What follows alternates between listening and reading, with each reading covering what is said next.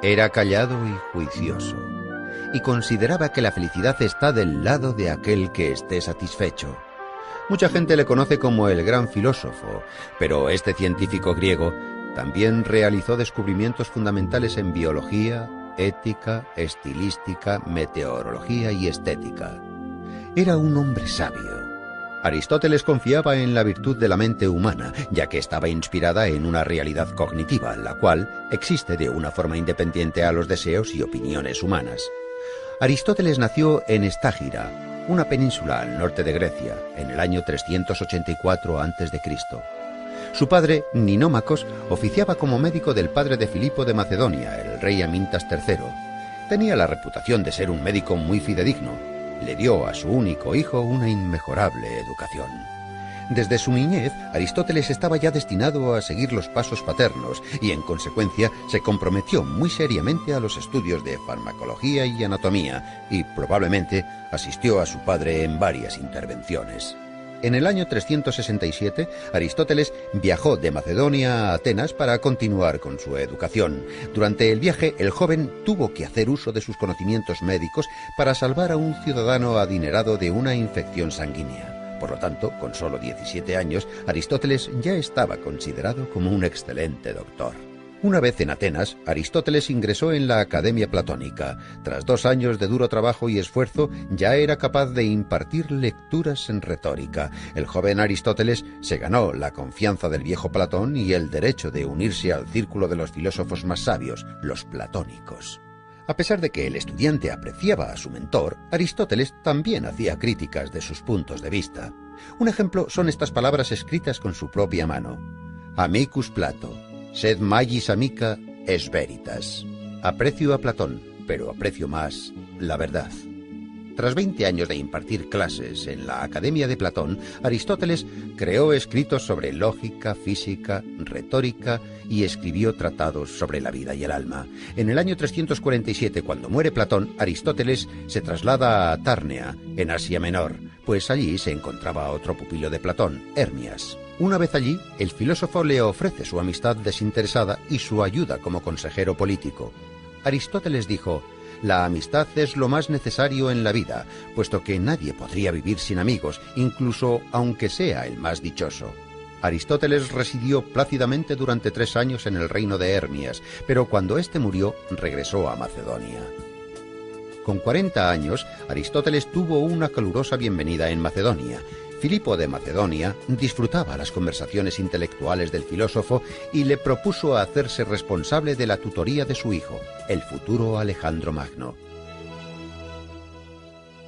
Durante los próximos 8 años, Aristóteles fue el profesor del que sería el futuro conquistador Alejandro Magno. Ciertos históricos han llegado a observar que, sin las nociones éticas, físicas y lógicas que Aristóteles le inculcó, Alejandro no hubiera desarrollado esa habilidad de estratega militar. En el año 335, cuando el gran Alejandro ascendió al trono y comenzó con sus conquistas, propuso a Aristóteles crear unas crónicas que narrasen todas sus gloriosas victorias. Este se negó. El filósofo prefería las actividades pedagógicas y meditar tranquilamente en el seno de la naturaleza en vez de las campañas militares. Antes de cumplir los 50 años, regresó a Atenas para formar su propia escuela filosófica. La escuela aristotélica estaba cerca del santuario de Apolo Licio, y en su honor la escuela se llamaría Liceo. Para enseñar filosofía, retórica y lógica a sus alumnos, Aristóteles rechazaba los métodos tradicionales y les inculcaba la filosofía a través de discusiones mientras caminaba con ellos por el jardín. A la escuela también se le denominaba con el nombre de perípatos, una especie de galería cubierta donde se discutía y se paseaba. Aparte de la filosofía, en la escuela también se creaban físicos, históricos, astrónomos y geógrafos. Aristóteles les decía a sus pupilos: para tener éxito hay que seguir a los que se tiene delante y no esperar a los que se tiene detrás. Junto con alguno de sus alumnos, Aristóteles realizó varios descubrimientos en diferentes ciencias que crearon la base para investigaciones más avanzadas en siglos posteriores. Estaba muy en contacto con la filosofía de la naturaleza y así la clasificó en el mundo inorgánico, las plantas, los animales y los humanos. En política creó la reforma constitucional y el Estado sistemático. Él consideraba que la monarquía, la aristocracia y la democracia moderada eran la mejor opción. En la estética, Aristóteles introdujo el concepto de la catarsis, la clarificación del espíritu humano. Pero en el año 323, tras la muerte de Alejandro Magno, la posición social de Aristóteles se vio en peligro. En Atenas se sostenían las órdenes de los macedonios y, en consecuencia, la ciudad se vio inmersa en una reacción antimacedónica. Cuando Aristóteles tenía 60 años, bajo el conocimiento de que Alejandro había seguido las pautas científicas de Aristóteles, los atenienses exiliaron al sabio fuera de Atenas. El gran filósofo pasó el resto de sus días en la isla de Calcis, en Eubea. Murió en el año 322 a la edad de 62 años. En los trabajos de Aristóteles se concentran todos los conocimientos y experiencias griegas. Han pasado los siglos y al final, en el siglo XX, la República griega acuñó sus monedas con el rostro del sabio Aristóteles impreso en ellas, junto con una de sus frases. Todo hombre, por naturaleza, tiene aspiración al conocimiento.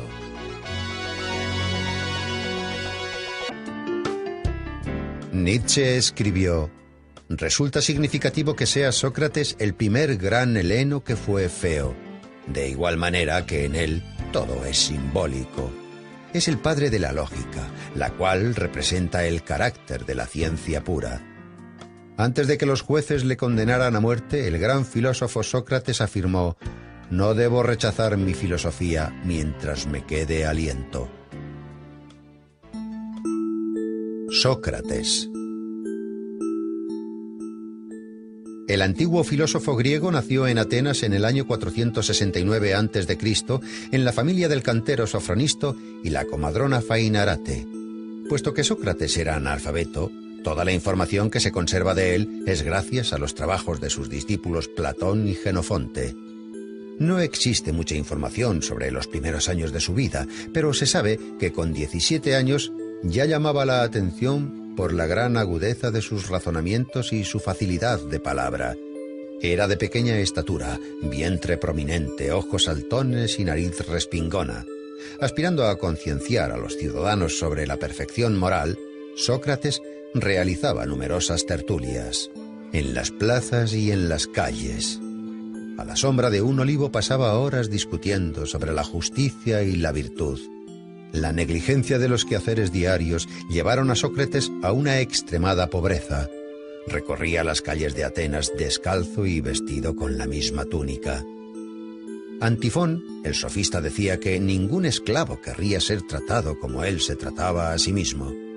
Sócrates se sumergía tan profundamente en sus propios pensamientos que llegó a permanecer todo un día en el mismo sitio. Aunque con el comienzo de la guerra del Peloponeso, cuando el peligro amenazó a su ciudad natal, Sócrates luchó valientemente por la protección de Atenas. Cuando el oráculo de Delfos anunció que Sócrates era el griego más sabio, el mismo filósofo se sorprendió mucho. Interpretó el oráculo como un enigma y se aventuró a encontrar hombres más sabios que él. Acudió a los sofistas, quienes ejercían la profesión de enseñar la sabiduría. Fingiendo ser un ignorante, Sócrates preguntaba humildemente a los sabios de Atenas sus conocimientos sobre el bien, la belleza y la virtud. Después, con una agilidad irónica espléndida, les hacía notar sus propios errores. Su mérito más grande fue crear un método inductivo que le permitía llevar a sus alumnos a la solución de los problemas que se le planteaban, por medio de hábiles preguntas, cuya lógica iluminaba el entendimiento. Inspirado por cómo su madre ayudaba a traer niños al mundo, él creó el método denominado como mayéutica. Sócrates llegó a la conclusión de que realmente era el griego más sabio, por el mero hecho de que él, a diferencia de los demás, era consciente de su ignorancia. Solo sé que no sé nada. Sócrates pensaba que los dioses le habían encomendado la misión de impedir que los ciudadanos cayeran en la hibernación espiritual, y actuaba como una avispa que incordia a un caballo. De hecho, ese fue el apodo por el que le conocían, la avispa ateniense. Sócrates intentaba comprender y formular principios morales que fuesen uniformes para todo el mundo. Solo hay un bien, es el conocimiento. Solo hay un mal, es la ignorancia, decía Sócrates. Insistía en impartir una educación a los jóvenes en la que no solamente los padres, sino también los poetas y los filósofos deberían comprometerse. Los ciudadanos atenienses se quejaban de que parecía que perdían el control de sus hijos, porque el astuto filósofo les estaba arrebatando el afecto de sus niños. Aristófanes describe esta situación en su comedia Las nubes. Cuando un joven le preguntó a Sócrates si era necesario casarse, Sócrates le contestó: «Haz lo que desees, te arrepentirás de todas formas». El propio Sócrates, a la edad de 40 años, contrajo matrimonio con una joven de 19 años. Ella se llamaba Xantipa. Se la conocía por su escandaloso temperamento. No obstante, Sócrates, con pleno dominio de sí mismo, aguantaba a su insensata esposa con su calmada filosofía. Tras la larga guerra del Peloponeso, Atenas cayó en las manos de Criteas, un tirano espartano y un antiguo discípulo de Sócrates. A pesar de que Sócrates nunca había colaborado con tiranos de ninguna clase, el filósofo fue acusado por no reconocer a los dioses atenienses y por corromper a la juventud. Con 70 años, cuando se presentó ante el tribunal, el viejo filósofo probó a través de construcciones lógicas que no debería ser sometido a juicio, sino ser honrado como el benefactor de la sociedad e instructor espiritual. Los jueces se enfurecieron y fue declarado culpable de todos los cargos y condenado a muerte. Aguardando a la ejecución, Sócrates pasó su último mes de vida en la cárcel hablando de filosofía con sus compañeros, tratando temas como la inmortalidad del alma. Antes de la ejecución, su amigo Crito le había facilitado una salida para escapar de Atenas. Pero Sócrates la rechazó porque creía que había que cumplir las leyes aunque fueran injustas. Cuando llegó el día, Sócrates bebió la cicuta sereno y callado. Sus últimas palabras fueron: «Crito, le debo una gallina a Asclepios». En aquellos tiempos, cuando un paciente se recuperaba, se sacrificaba una gallina a Asclepios, el dios de la medicina. Esas palabras reflejan que la muerte del cuerpo simboliza la recuperación del alma.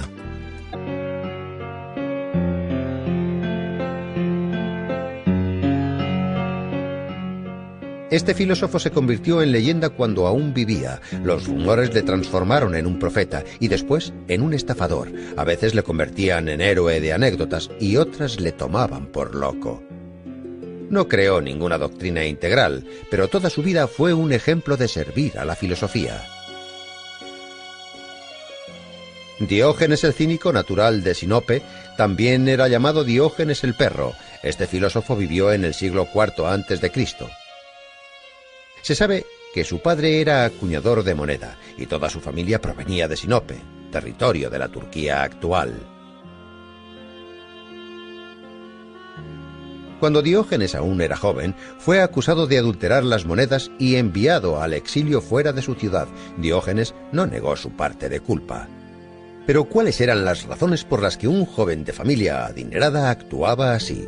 Según la leyenda, la razón por la que falsificaba monedas no era para obtener beneficios, sino por seguir las instrucciones del oráculo de Delfos. El joven Diógenes acudió al oráculo y le realizó la descarada pregunta de «¿Qué debo hacer para hacerme famoso?». El oráculo respondió «Cambiar el valor de la moneda». Diógenes tomó la profecía al pie de la letra. El oráculo se convirtió en la consigna cínica y en metáfora de buena parte del comportamiento del filósofo.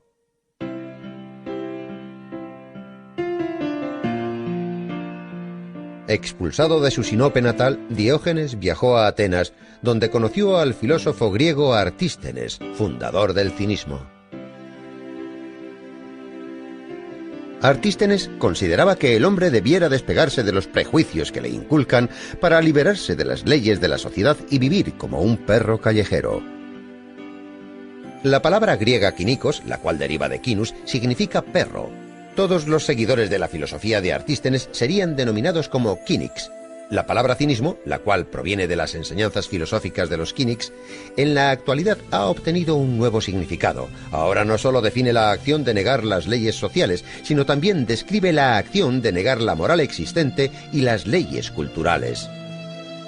Diógenes se convirtió en el mejor alumno de Artístenes. Convencido de que la virtud consistía en abstenerse de las necesidades y el ascetismo, Diógenes liberó a su único esclavo, cambió sus ropas por vestimentas rústicas, se hizo con un zurrón y comenzó a vivir en las calles.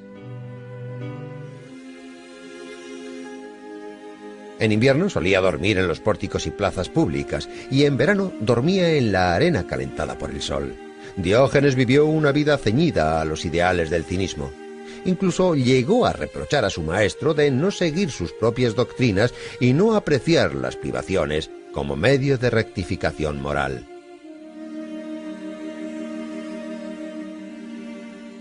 Diógenes dejó de viajar por Grecia.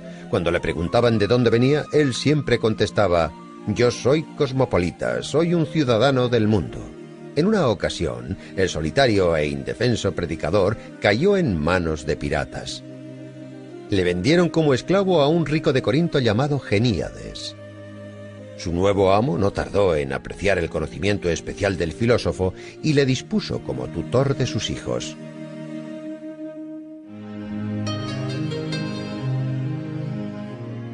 A pesar de todas las penurias que tuvo que vivir, Diógenes siempre fue fiel a su filosofía cínica. Continuó como esclavo hasta el día de su muerte, pero ya que apreciaba su libertad interior, eso nunca le hizo infeliz. Diógenes llegó al extremo de su ascetismo. En una ocasión, tras ver a un niño beber del cuenco de sus manos, destruyó el cuenco de madera que era su única posesión, además de su capa, su zurrón y su báculo. El filósofo pensaba que el hombre no necesitaba nada personal porque todo lo necesario se daba en el nacimiento. El filósofo conocido como Diógenes el perro se comportaba como un animal descarriado. Rechazaba las leyes públicas y retaba las tradiciones ya establecidas. También se cuenta que el filósofo vivía en un barril y que los días soleados caminaba con una antorcha. Cuando le preguntaban la razón de esto, él contestaba: «Estoy buscando a un hombre honesto». La gente siempre le decía: «Diógenes, ya eres demasiado mayor. Es el momento de que te calmes».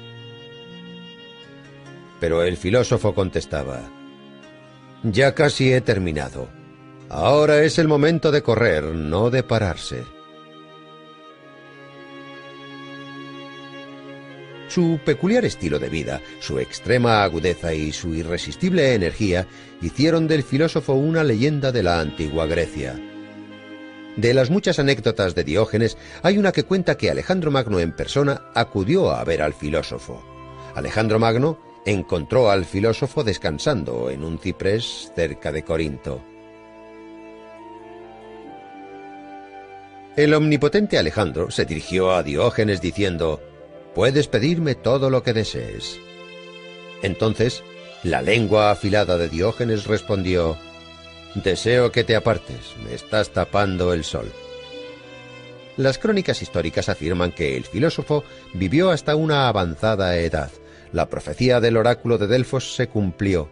La vida del filósofo desafió las bases de la sociedad y cuestionar las morales públicas le convirtió en toda una leyenda.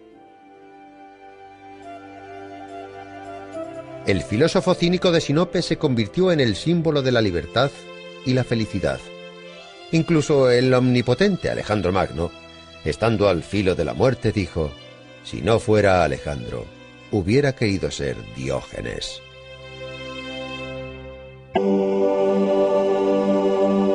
La escuela fundada por este antiguo filósofo se convirtió en un prototipo de la educación superior moderna. Los contemporáneos le denominaban el Maestro Divino. En sus obras se habla de una sociedad ideal y una inmortalidad del alma. El antiguo pensador griego Platón decía que el tiempo es una constancia similar a la eternidad. Nació en el año 427 a.C. en una familia aristocrática ateniense. Por descendencia paterna, Platón pertenecía a los zares de Ática. Por parte materna, el sabio descendía del conocido legislador ateniense Solón. Su nombre de nacimiento fue Aristócles. El joven Aristócles era de constitución fuerte y de hombros anchos. Por ello, le apodaron Platón, el de los hombros anchos. Su apodo se conocería a lo largo de la historia. Platón obtuvo una educación aristocrática en su juventud. Escribió versos y tragedias, estudió las obras de filósofos de épocas pasadas y además componía música y también dibujaba. Era un excelente gimnasta, dominaba la equitación, luchaba en combates individuales e incluso ganó numerosas competiciones por ello. Pero a pesar de su versátil educación, el joven era extremadamente tímido y prefería los empleos solitarios antes que dialogar con sus contemporáneos. A los 20 años, el joven Platón ya era considerado como uno de los ciudadanos más prometedores de Atenas. Poseía una brillante carrera política por delante, pero su destino le reservaba algo diferente. En el año 407 a.C., el joven aristócrata conoce a Sócrates, el filósofo que rondaba las calles atenienses. Vestía ropas viejas y harapientas, caminaba descalzo y siempre estaba rodeado de pupilos y de oyentes atónitos ante sus palabras. Sócrates ofrecía discursos interminables sobre la idea del bien y a nuestros ojos podría parecer un loco que desvariaba. Pero Sócrates revolucionó la mente del joven Platón. Influenciado por las teorías del viejo filósofo, el joven, al que le esperaba una brillante carrera política, perdió todo su interés respecto a los ideales públicos y políticos.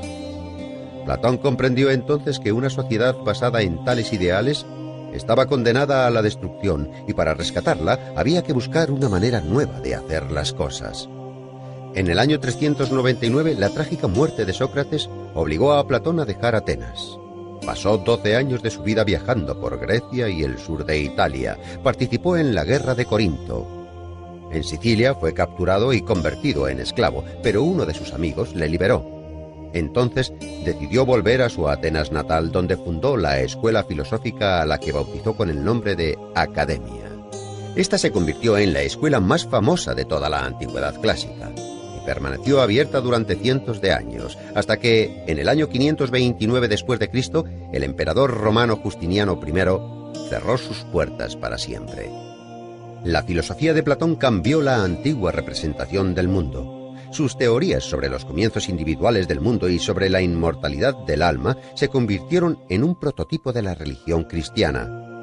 Platón comparaba el alma humana con una cuadriga, donde caballos blancos y negros tiraban de ella, los comienzos nobles y malvados del hombre. El ecuestre, que maneja la cuadriga, es la razón. Cuando el ecuestre domina los caballos negros, el comienzo del alma, el alma puede crecer hasta asimilarse a la de los dioses. Uno de los temas centrales en la filosofía de Platón, el cual se expone detalladamente en su obra República, es la estructura ideal de la sociedad y el Estado. Platón confiaba en la realización y en la encarnación de sus ideas. Para esa misma causa, a los 61 años Platón emprendió un viaje a Sicilia.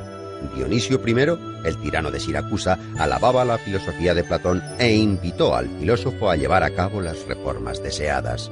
Platón esperaba poder transformar Siracusa en un estado ideal, pero al verse envuelto en varios juicios, el filósofo tuvo que dejar la ciudad.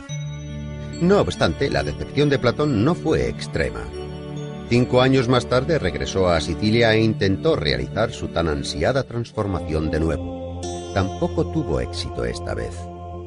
Tras este fracaso, Platón no volvió a abandonar su Atenas natal. Dedicó su vida a la academia. El filósofo murió en el año 347 a.C., dejando tras de sí una amplia herencia de escritos. Obras de Platón fueron transformadas en diálogos.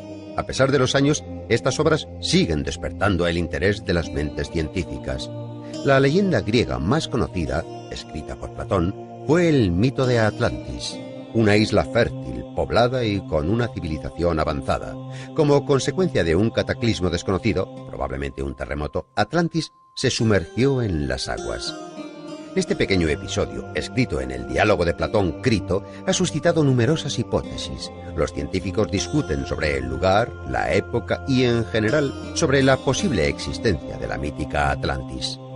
En el año 2004, el Dr. Kunz, de la Universidad Alemana de Wuppertal, llevó a cabo un análisis vía satélite que mostraba fotos de ciénagas saladas cerca de la ciudad española de Cádiz.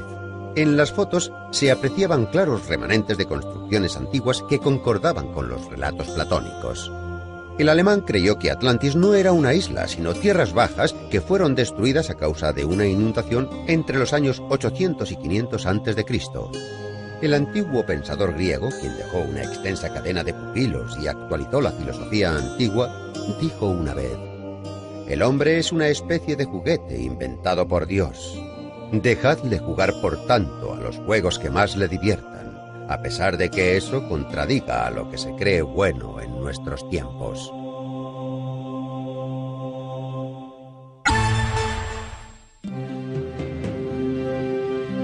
Hoy en día sus tragedias tienen el mismo éxito que en el siglo V a.C., aunque en su época sus obras provocaban el enfado de los espectadores y los competidores poéticos.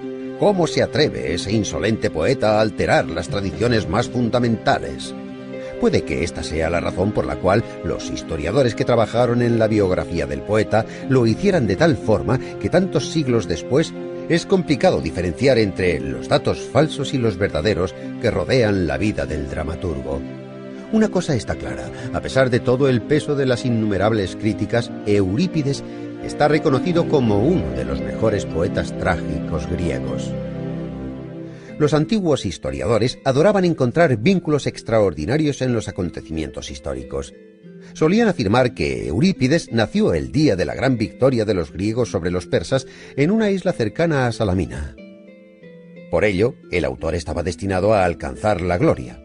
Existen otras teorías que apuntan que el dramaturgo nació unos años más tarde, en el 484 a.C., y que el hecho de que se convirtiese en uno de los mejores autores de su época fue por méritos propios. Los poetas atenienses y contemporáneos de Eurípides no tenían por costumbre elogiar los poemas de otros. En esa época las críticas se reducían a banales comentarios. En el campo de las batallas literarias, los enemigos de Eurípides le atribuían sangre humilde y defectos físicos y mentales. Cuenta una leyenda que el autor sentía un odio inmenso por las artes y por las mujeres. Pero un siglo más tarde, Aristóteles afirmó que Eurípides era el mejor poeta trágico de todos sus contemporáneos. 5 siglos más tarde, Eurípides fue nombrado el pensador que prefería la soledad de la orilla del mar antes que las concurridas calles de la ciudad. Los visitantes que acuden a Salamina aún pueden contemplar las cuevas donde Eurípides componía sus tragedias.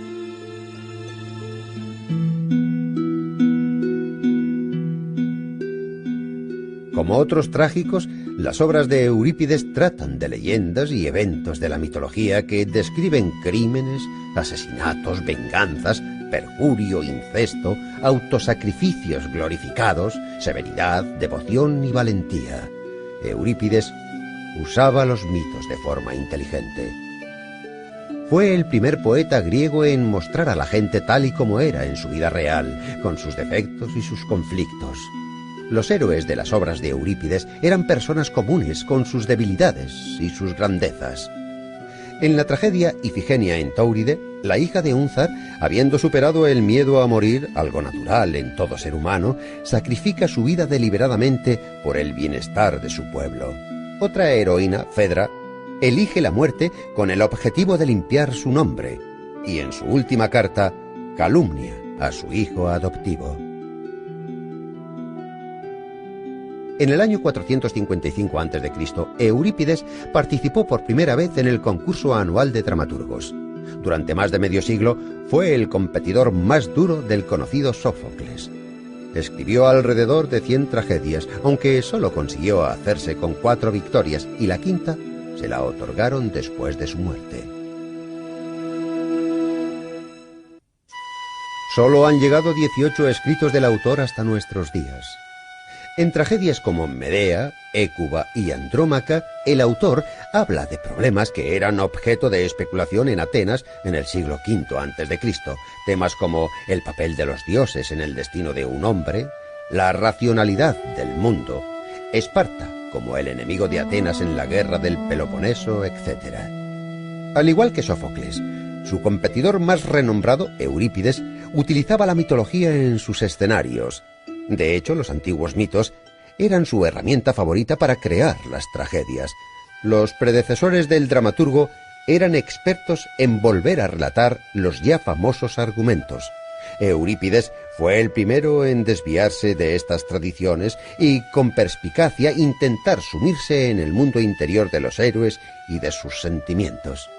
En la tragedia Alcestis, por ejemplo, Eurípides utiliza la famosa historia mitológica sobre dos hermanos que deciden vengarse de su madre. Pero al contrario que en el mito, la Alcestis de Eurípides no es la salvadora de su hermano.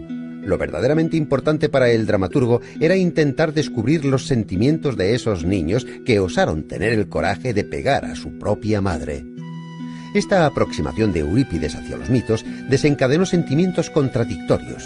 Por una parte, existía una empatía sincera y por otra, una indignación noble. Pero era una blasfemia. Eurípides tuvo la osadía de cambiar una historia que todo el mundo conocía desde su niñez, y los atenienses, como todos los humanos que les vivieron antes y después de ellos, desconfiaban en todo aquello que era nuevo y diferente. Puede que este fuera el motivo por el que Eurípides fuera un incomprendido en su época. Es posible que esa fuese la razón de que abandonara Atenas en el año 408 a.C. para pasar el resto de sus días en Macedonia y trabajar en la corte de Arquelao como poeta y escritor. Allí, en Macedonia, entre los años 407 y 406 a.C., Eurípides falleció en las líneas de una triste primavera que podrían formar un epitafio. No debe lamentarse la muerte, debe lamentarse la vida destinada a la lucha y a una vida miserable. Desde los tiempos antiguos solo nos han llegado unas pocas imágenes del dramaturgo, pero visualmente demuestran que durante toda su vida este hombre melancólico inclinaba su cabeza pensativo agradeciendo los reconocimientos, pero sin comprender los injustos y constantes ataques.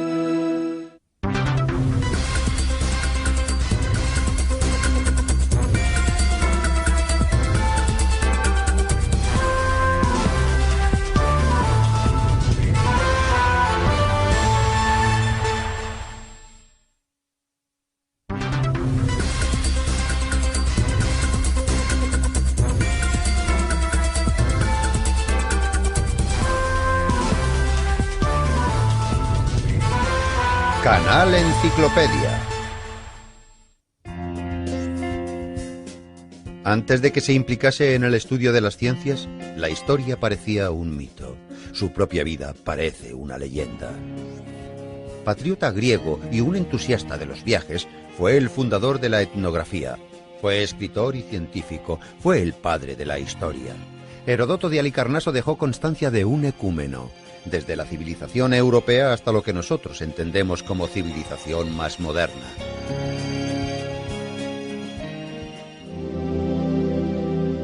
Heródoto, el futuro historiador, nació en el año 284 a.C. en el seno de una familia rica y noble en Halicarnaso, una colonia griega situada en Asia Menor. A pesar de que Heródoto era un ciudadano persa, era heleno por parte materna.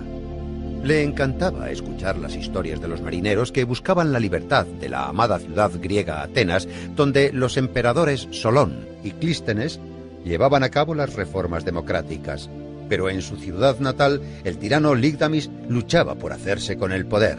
El joven Heródoto, junto a otros seguidores de la democracia, se rebelaron contra el tirano.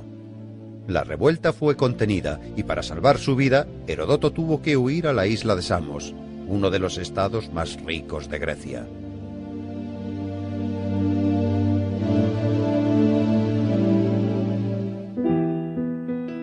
En el año 464 a.C., cuando Heródoto cumplió los 20 años, dejó la isla griega para viajar de país en país y dirigirse al este. Viajó por tierra y mar y visitó lugares como Fenicia, Siria, Macedonia, Delfos y Atenas. Heródoto de Halicarnaso resultó ser un viajero inquisitivo y emprendedor. Investigó cuidadosamente las inscripciones sagradas, los templos, las crónicas, la colección de oráculos y profecías, leyó numerosos trabajos literarios y estudió las costumbres locales. Más tarde, con diligencia, escribió todas sus observaciones personales en un libro que se convertiría en la famosa Historiae, el primer libro histórico de los tiempos antiguos. En el libro, Heródoto describía la distribución de la población de Babilonia y el método de construcción de sus edificios.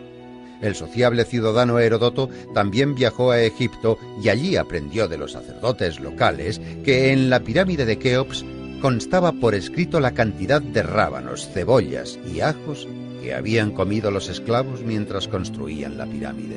Heródoto visitó la costa norte del Mar Negro, donde se relacionó con la tribu de los escita, que eran personas bélicas y crueles. Acorde con los relatos de Heródoto, los escita se bebían la sangre de sus enemigos y para ello utilizaban sus cráneos. Además, ostentaban los cueros cabelludos como trofeos o botines de guerra. Las descripciones sobre la vida de los escita que Heródoto escribió fueron más tarde verificadas por investigaciones arqueológicas que encontraron restos sepulcrales de la tribu en el sur de Rusia y en Ucrania. Las anotaciones de los 10 años que Heródoto de Halicarnaso había recopilado durante sus viajes se convirtió en una grandiosa obra que nunca fue titulada. No obstante, muchos historiadores creen que la obra fue titulada Historiae, que significaba investigación y desarrollo en el griego antiguo. 330 años después, en el siglo II a.C., científicos de Alejandría dividieron la composición de Heródoto en 9 tomos y los dedicaron a las 9 musas. El primer libro, por ejemplo, fue titulado Clío. La guerra de los griegos contra el imperio persa era el principal argumento de esta gran obra. Heródoto fue contemporáneo de estos sucesos.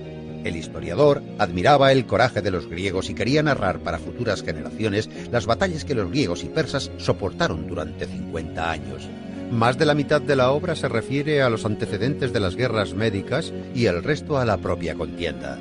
Fue una de las primeras obras escritas en prosa griega que muestra digresiones históricas, etnográficas y geográficas, así como las tradiciones, las religiones y la vida en Asia Menor.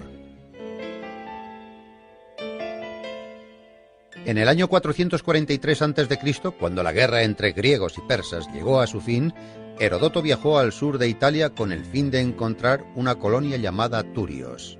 Finalmente, a la edad de 40 años, a Heródoto se le llamaba Turio, por haber ayudado a fundar esta colonia. Los investigadores opinan que este lugar fue su último cobijo. Pero no se puede excluir la posibilidad de que al final de su vida Heródoto dejase Turio para volver a Atenas. No se conoce demasiado sobre los últimos años del historiador.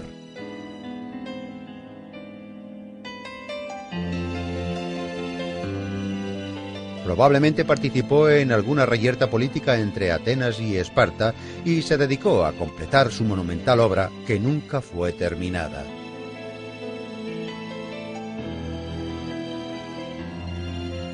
Los relatos de Historiae se detienen en el año 478, en la descripción de una cercana aldea llamada Sesta. Heródoto vivió alrededor de 60 años y murió cerca del año 425 a.C. 4 siglos más tarde, el orador romano Cicerón hablaba de Heródoto como el padre de la historia. Para los historiadores actuales, el espléndido escrito de Heródoto es una fuente de oro para obtener información sobre la historia de los países antiguos.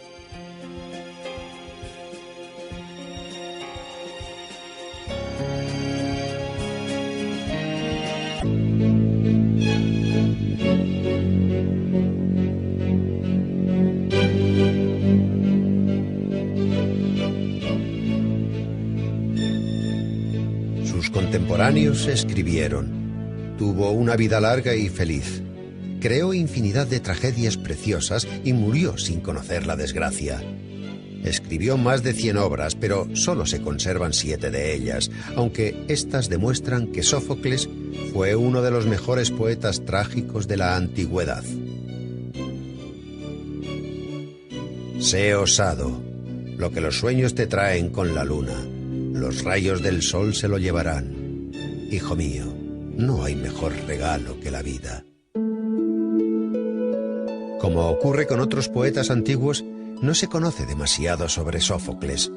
Nació en Colono, un pueblo cerca de Atenas. El autor haría conocido su lugar de nacimiento por medio de su tragedia Edipo en Colono. Era hijo de un rico armero llamado Sófilo. Otorgó a su hijo la posibilidad de recibir la llamada educación ateniense, que fomentaba el libre desarrollo del cuerpo y el espíritu. El joven Sófocles se inclinaba por jugar a la pelota y estudiar música. A los 16 años fue elegido director del coro de muchachos que dedicaba himnos a los dioses, para celebrar la victoria contra los persas en la batalla de Salamina. Esta batalla conecta a 3 de los mejores poetas trágicos de la antigua Grecia. Esquilo participó en la batalla de Salamina. Sófocles le glorificó por ello. Y Eurípides nació en esa época. Según ciertos estudios, en el año 480 a.C., Sófocles ya había comenzado a labrar su trayectoria como poeta trágico. Pero no fue hasta 12 años después cuando debutó como poeta trágico en las Dionisias, el concurso teatral que se celebraba anualmente en Atenas, y se hizo con el primer premio derrotando al gran Esquilo. Según la opinión de sus contemporáneos, Sófocles elevó la tragedia a un nivel superior, añadiendo un tercer actor en la escena y dando un mayor juego al diálogo. El escritor Diógenes Laercio expuso la historia de la tragedia griega de la siguiente manera. Si uno quiere atribuir a Esquilo todas las innovaciones escénicas, como por ejemplo la luz y el estruendo de los rayos, las máscaras y los cantos, los atuendos ceremoniales de los reyes y las ropas de lana de los profetas, uno debería pensar que quizás Sófocles inventó todo eso. Además, a diferencia de Esquilo, Sófocles se centró, más que en el argumento, en los sentimientos y los sufrimientos de los hombres. Sófocles admiraba la fuerza mental que un hombre es capaz de demostrar. En su famosa obra Antífona, Sófocles comienza el estribillo diciendo: «Hay muchas maravillas en el mundo, pero el hombre es la más maravillosa de todas ellas».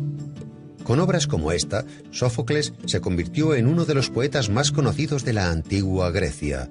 En el festival en honor a Dionisio ganó el primer premio en más de 20 ocasiones y el segundo más de una docena de veces. Pero nunca se permitió quedar el tercero, que para él sería el último puesto. Escribió más obras que muchos autores, 123 dramas, pero solo 7 han llegado a nuestros días. Áyax, las Traquinias, Electra, Filoctetes y la trama de la familia del rey Edipo fue quien otorgó la mayor fama a su autor.